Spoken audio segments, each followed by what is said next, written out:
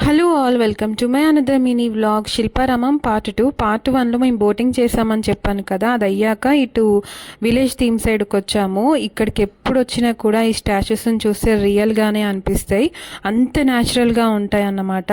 And city కల్చర్కి అలవాటు పడిన వాళ్ళు, అంటే విలేజ్ని మర్చిపోయిన వాళ్ళు శిల్పారామంకి వస్తే మాత్రం తప్పకుండా మరొకసారి విలేజ్ని గుర్తు చేసుకుంటాము. మన కల్చర్ని బాగా చూపించే విధంగా ఉంటాయి ఇక్కడ ఇదంతా కూడా. మా పాప అయితే భలే ఇంట్రెస్ట్గా చూసింది, అవన్నిటిని రియల్గానే అనుకుంది, ఒక్కొక్కసారి చూసి భయపడింది కూడా.